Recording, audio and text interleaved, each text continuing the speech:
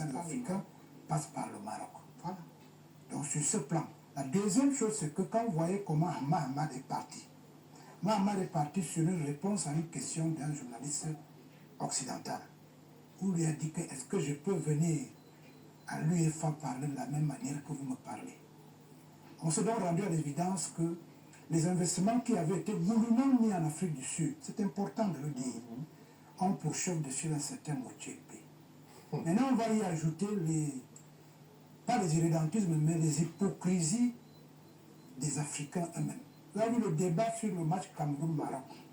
Vous toujours, parce que vous avez transporté vos camerounaiseries au Maroc. Vous ne saviez pas qu'il y aura une finale Maroc-Sénégal. Ouais. Vous vous êtes tous mis à régler les problèmes du Cameroun au lieu de régler les problèmes de l'organisation de l'instance fêtière. Au bien au moment où je vous parle, il n'y a pas une instance fêtière qui s'appelle CAF. Mais il y en a qui s'appelle UEFA. Parce que vous avez remarqué qu'on fait comme si l'Afrique est juste là pour ramasser les ordures après un match de football. Il y a deux exemples précis. L'histoire de cette CAN qui va se jouer tous les 4 ans, elle règle un problème de la croissance à 2-3 chiffres en Europe. Parce que n'ayant plus accès directement, j'allais dire ayant accès difficilement aux énormes ressources qui étaient gratuites, vous n'avez pas encore su que le football est le business. C'est-à-dire que là-bas, ça produit de l'argent, ça permet, vous êtes seulement dans le jeu et le ludique. Merci.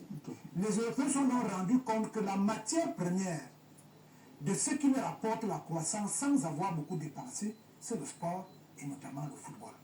Ils ont donc décidé que toute la matière première, comme le pétrole, comme l'or, comme le diamant dont regorge l'Afrique, les footballeurs sont une matière première qui donne beaucoup d'argent aux Européens. Ils sont donc en train de mettre un certain type de mécanisme qui permettent que ça rentre goulûment économiquement chez eux. Il y a donc quelques personnages, parce que nous sommes dans un débat d'émergence des subconscients africains. On pense donc qu'il y a quelques pays, quelques personnages qui ne doivent pas faire dériver ce rêve qu'on a mis dans la tête de Motsepe. Le problème du Cameroun avec Samuel Eto'o-Fils, le problème du président de la Fédération sénégalaise de football à la veille du match, vous n'avez pas été attentif parce que vous transportez plutôt d'autres éléments de langage pour expliquer ce qui s'est passé. Eh bien, moi, je veux rester positif. Je dis, comme avait Pierre de Coubertin, la CAN a eu lieu. Mais la CAN a été organisée par le président de la FIFA. C'est vraiment dommage. Il faut donc qu'on profite de cette situation qui a eu lieu au Maroc pour qu'on laisse nos hypocrisies et nos peurs et qu'on se réapproprie cet instant de regroupement et de jeu des jeunes Africains.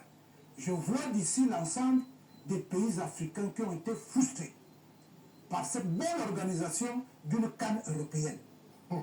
Dire au prochain comité exécutif qu'à partir de maintenant, nous nous réapproprions cet instrument de géopolitique et de géostratégie et que vous, chacun, reste là où il se trouve et qu'on nous laisse au moins faire. Merci. Vous avez 3 ou 4 ans pour cela. Au lieu de faire des débats évasifs, réappropriez-vous votre CAN. C'est la seule organisation mondiale qui a 54 États. Merci. Ce sera la même chose pour l'Union africaine, ce sera la même chose pour l'Organisation des Nations Unies. Il est temps que les Africains sachent qu'ils sont les plus nombreux, ils sont les plus riches, ils ont voix au chapitre. Et le football doit être le mouvement le plus rapide pour exposer ce sentiment. Merci.